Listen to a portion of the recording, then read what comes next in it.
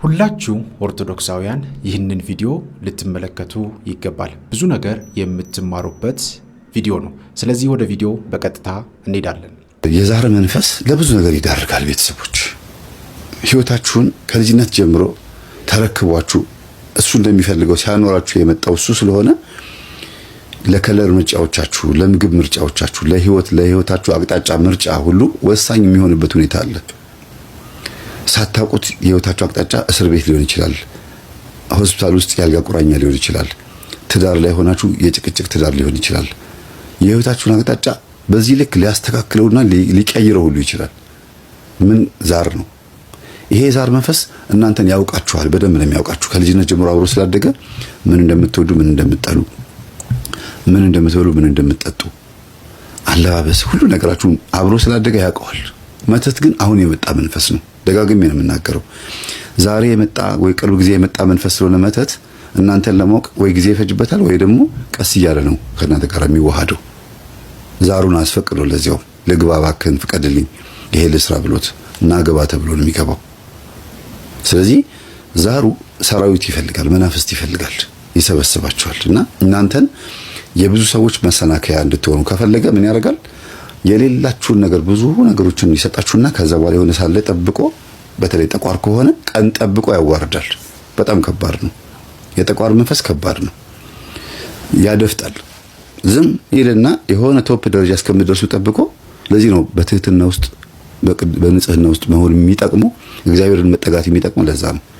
በዓለማዊ ቦታ ላይ ሆነ በመንፈሳዊ ቦታ ላይ ያልነቃ ሰው በጠቋር መንፈስ ይዋረዳል። ታውቃላችሁ? ዝም ይልና ልክ በቃ እንትን ውስጥ ሲገቡለት እነዛን ሰዎች ፍጥፍጥ ማድረግ ይችልበታል። በእርግጥ መሰደብ መዋረድ አይደለም ወይ መነቀፍ አጋንንት እንደፈጠፈጠው ተደርጎ ላይቆጠር ይችላል።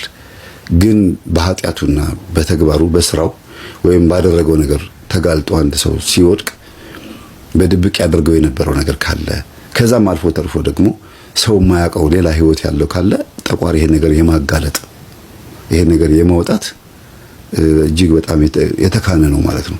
እና እግዚአብሔር ከእንደዚያ ነገር ሁላችንም ያውጣን። በእውነት ኃጢአትም ካለ ንስሐ እንድንገባ መንፈስ ቅዱስ እንዲጎበኝን ህይወታችንን በየጊዜው ቼክ ማናደርግ ከሆነ ከባድ ነው። ልታይ ማለት አንዳንድ ጊዜ በጣም ከባድ ነው። እኔ ልሰማ እኔ ልደመጥ ማለት ከባድ ነው። እምለው ነገር ትክክል ነው ብሎ በሰው ፊት መታየትም በጣም ከባድ ነው። ለምን ልታይ ከምንለው በላይ ደግሞ አረ ደብቁኝ ሸፍኑኝ የምንልባቸው ነገሮች ሊመጡ ስለሚችሉ ማለት ነው። ከባድ የሆኑ ነገሮች በህይወታችን ውስጥ እንዲመጡ ጠቋር ሊያደርግ ይችላል። የእግዚአብሔርን ቃል ስትመሰክሩ ብትዋረዱ ይሻላል ይላል እኮ ቅዱስ ጴጥሮስ ሲናገር፣ በዓለም ምክንያት ተፈትናችሁ ከምትሞቱ ከምትወድቁ ወይም ከምትፈተኑ በመንፈሳዊ ነገር ተፈትናችሁ ቃሉን ስትመሰክሩ ተፈትናችሁ ብትወድቁ ነው የሚሻለው። ወይም ደግሞ ተፈትናችሁ ብትታሰሩ ነው የሚሻለው። ለምን መሰከርክ፣ ለምን አስተማርክ፣ ለምን ሰው አዳንክ ተብለን ብንነቀፍ ነው የሚሻለው። ቅዱስ ጴጥሮስ የተናገረው ይሄንን ነው። እና አንዳንድ ጊዜ የደብተራው አይነት ህይወት የሚኖሩ ሰዎች አሉ፣ ግን ደብተራ ላይሆኑ ይችላሉ። የእናትና የአባቶቻቸው ዛር ደግሞ ግብሩን ከነሱ ህይወት ፈልጎ ያስጠጣቸዋል፣ ያሰክራቸዋል፣ እንደፈለገ ያዞራቸዋል። ገንዘባቸውን ነው የሚበትኑት። በቃ በየናይት ክለቡ በመናም በሴት በመናም በመጠጥ በሴቶችም ከሆኑ ደግሞ በእንደዚሁ ገንዘባቸውን ይበትናሉ። ግን በመንፈስ ኃይል እንደሆነ የሚያውቁም ደግሞ አሉ። ምን ላድርግ ከዚህ ነገር መላቀቅ አቃተኝ ይላሉ። ሲጋራ እያጨሱ የሚያስጨሰው ሰይጣን እንደሆነ እያወቀ እያለቀሰ የሚያጨሳል። አትፍረዱ የሚባለው ለዚህ ነው። እየጠጣ ከሴት ጋር እየተገናኘ ከወንድ ጋር እየዘሞተች በተራራው ላይ የማገጠች እያለቀሱ ግን ይህን ጉዳይ ማቆም እንዳቃታቸው ይናገራሉ። ማን ጋር መሄድ እንዳለባቸው ግራ የገባቸው በጣም ብዙ ወንድም እናቶች አሉ። ኢቭን ጸበል ሄደው እንኳን መጠመቅ እንዳለባቸው እያወቁ ግን ከዚህ ኃጢአት መላቀቅ ያቃታቸው ሰዎች አሉ። ለምን ሲባል ልባቸው ተይዟል፣ ይጎትታቸዋል። በቃ አሁንም ልክ እንደ ቡና ሱስና እንደ መጠጥ ሱስ አምጣ ብሎ ኃጢአትን በየጊዜው እንዲጠማቸው ለእግዚአብሔር ጊዜ እንዳይኖራቸው ያደርጋል።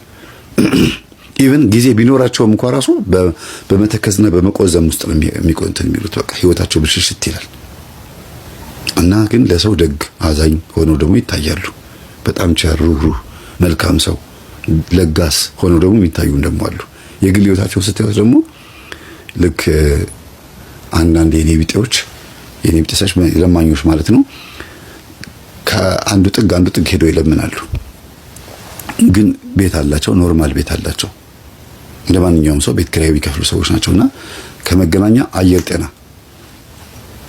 ሄዶ የሚለምን የኔ ቢጤ ይኖራል። እዛ አካባቢ የሚያቀኝ የለም ብሎ ስለሚያስብ ከአየር ጤና ደግሞ መገናኛ መጥተው የሚለምን ደግሞ ይኖራል። እዛ የሚያቀኝ ሰው የለም ብሎ ስለሚያስብ ማለት ነው። እና ምንድነው በኃጢአትም እንደዚህ የሚያደርጉ ሰዎች አሉ፣ በጽድቁም እንደዚህ የሚያደርጉ ሰዎች አሉ። እንዳልታወቅ ብለው ሰዎችን ድሃዎችን ሲረዱ ማንም ሰው እንዳያውቅባቸው ተከልለው ተደብቀው የሚረዱ እንዳሉ ሁሉ ጽድቃቸው እንዳይታወቅባቸው በጥንቃቄ የሚኖሩ እንዳሉ ሁሉ በኃጢአትም ደግሞ ኃጢአታቸው እንዳይታወቅባቸው ርቀው ከሚስትም ከቤተሰብም ከዘመድም ርቀው በሳይት ሰበብ ወይም ደግሞ በስራ ወደ ክፍለ ሀገር ሄጃለሁ፣ እዛ አካባቢ ስራ ታዝዣለሁ ብለው እንሄዳሉ። እንደገና ደግሞ ሆን ብለው ተመድበው ወደ ክፍለ ሀገር ከሚስታቸው ተነጥለው ሄደው ተመድበው እንዲሄዱ ከክፍለ ሀገርም ደግሞ ወደ አዲስ አበባ እንዲመጡ በማድረግ ራሳቸውን በዚህ ልክ የሚደብቁና ኃጢአት እንደፈለጉ የሚያጣጥሙ ሰዎች ደግሞ ይኖራሉ። በወንድም በሴትም አለ፣ በሁሉም ጾታ። እና ይሄ ግን እግዚአብሔርን እያወቀን መፈጸሙ ነው የሚገርመው። መንፈሳዊነት ባይኖረንም ግን እናውቀዋለን። ጭልጥ ያለ መንፈሳዊ ባንሆንም ግን ይገባናል። ከዚህ ነገር ግን መላቀቅ ይከብደናል።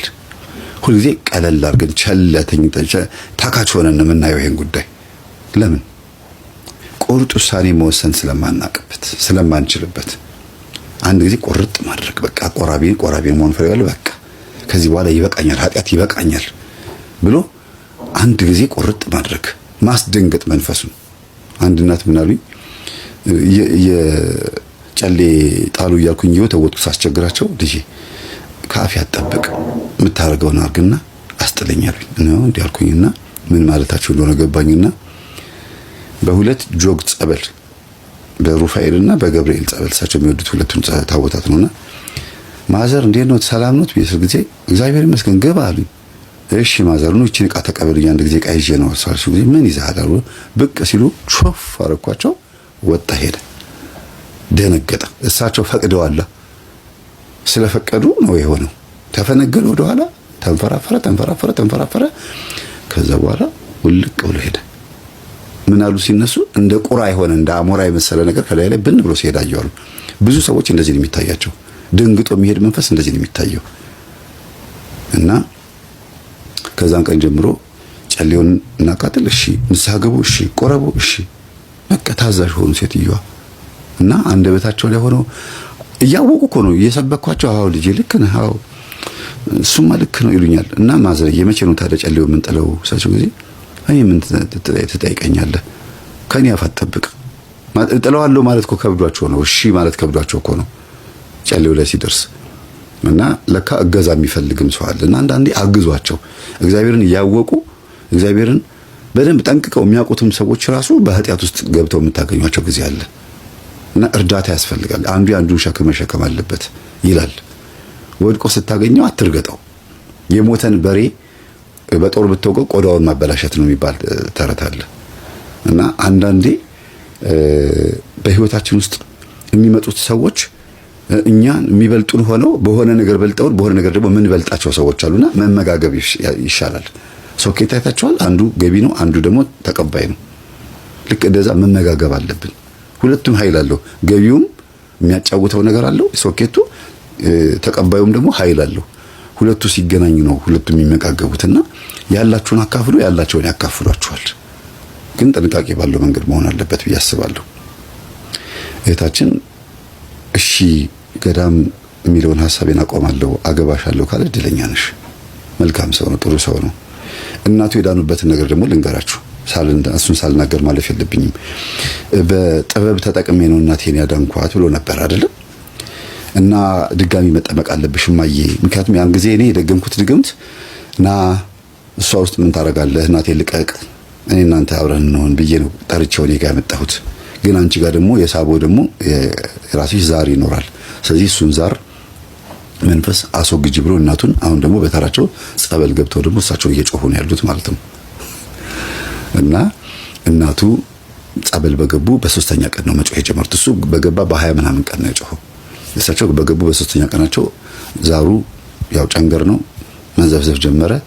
ጨንገር ደግሞ ታውቁታላችሁ የደም መንፈስ ነው፣ ኃይለኛ መንፈስ ነው። ዱላ ይወዳል፣ መማታትና መጋረፍም ይወዳል። እንካቀመስ እየተባለ በመቁጠሪያም እየተመታ ነው ያለው። እለቃለሁ ቶሎ ሄዳለሁ አታሰቀውኝ እያለ ነው። ቶሎ አትሄድም፣ ቶሎ እንድትሄድ አይፈቀድልህም ብለውታል የሚያጠምቁት አባቱ። ምክንያቱም ምን ይመስላችኋል?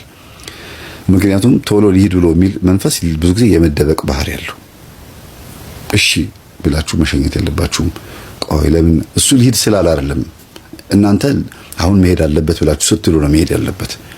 ሄድኩ ስላለ ሄዳላ ሄድኩኝ እኮ በቃ ሄድኩ ይላል። በቃ ሄጃለሁ ይላል። ከሄደ ሄጃለሁ ለምን ይላል? ከሄደ እኮ ድምፁም የለም ማለት ነው አይደል? ስለዚህ ያጭበረበረ ነው ማለት ነው። እና ቤተሰቦቻችሁም እግዚአብሔር ይፈውስላችሁ። ወንድማችን ልጅቷም ከስብራቷ ድና እሱም ከመናፍስት ጸድቶ ከዛ ሁሉ የዝሙት መንፈስ ከዛ ሁሉ ገንዘብ ማባከን ወጥቶ አሁን በመጠኑ እየኖረ ያለ ሰው ነው። ልታይ እንኳን አይደለም። መኪናውን ሸጦ ቪትስ ነው የገዛው። የ7 ነው የ8 ሚሊዮን ብር መኪና ነበር ያዘው። ያንን ሸጦ ቪትስ ገዝቶ ቀለል ያለ ኑሮ እየኖረ ነው ያለው። ቪትስ ማለት እንግዲህ በአሁኑ ሰዓት የድሮ ላዳ ማለት እንችላለን አይደል? የአሁኑ ጊዜ ላዳ ማለት እንጂ እና በቃ በሰው ፊት ሾማ ይሄን መታየት አይፈልግም። በፊት በጣም ነበር ከባድ የሆነ ስነ ምግባር ነበር የሚያሳየው። አለኝ ለማለት ያለውን ለማሳየት የማያደርገው ጥረት የለም። እሱ የሄደበት ሆቴል ላይ ያሉት ሴቶች ይመኙታል። ከዛ ደግሞ ምኞታቸው ቢፈጸምላቸዋል ብር ይሰጣቸዋል። እንደዛ ነበር የሚቆየው። አሁን ደግሞ ጭራሽ ወደ ሆቴል ነው ወደ ካፌም ራሱ አይሄድም። ቤተክርስቲያንና አይቤቱ ነው የሚመላለሰው። ካፌ ወይም ደግሞ ጁስ ቤት እሷ የከፈተቻቸው ቦታ ላይ አብሯት ይውላል ማለት ነው። አይገርም? እና ቅዱስ ሚካኤል ልጁን ሰበሰበ ማለት ነው። ያንተ ልጅ ነው ስለተባለ ልጁን ሰበሰበ። እኛም የሱ ልጆች እንድንሆን መመኘት ያለብን። የግዴታ ለመዳን የስለት ልጅ መሆን አለብን ወይ? አይደለም። ግን ልክ የስለት ልጅ ሆኖ እንኳን እንዴት ኃጢአት ውስጥ ገብቶ እንደተጨማላለቀ ደግሞ ማየት አለባችሁ። ፈቃድ ግን ይፈልጋል።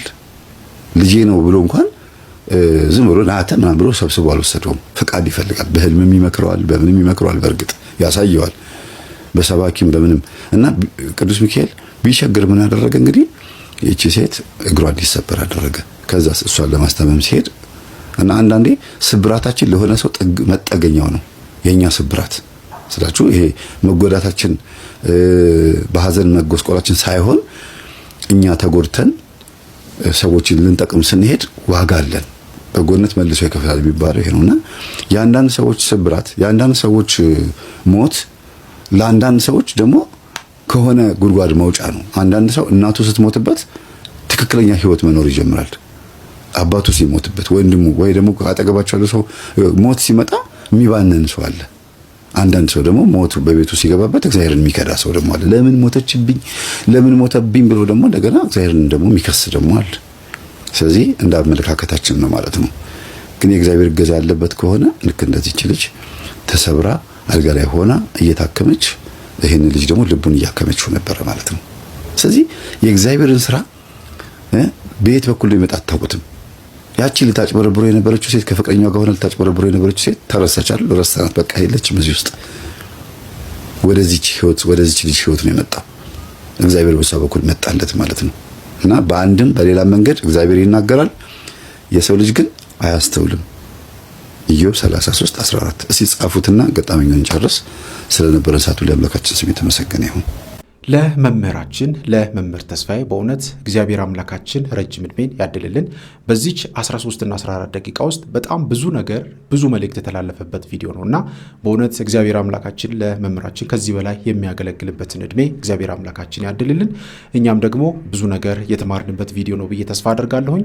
ሙሉን ገጠመኝ ከላይ እንደተገለጸው ገጠመኝ 159 ነው። ሙሉን ገብታችሁ የዩቲዩብ ቻናሉ ላይ መምህር ተስፋዬ የሚለው ገብታችሁ ሁላችሁም ተከታተሉ። ብዙ ነገር የምትማሩበት ገጠመኝ ነው። በእውነት እግዚአብሔር አምላካችን ሁላችንንም ይርዳን። ራሳችንን የምንፈትሽበት ራሳችንን የምንመለከትበት ቪዲዮ ነው። ስለዚህ ሁላችንም ይህንን ልናደርግ ይገባል። ይቆየን። አሜን።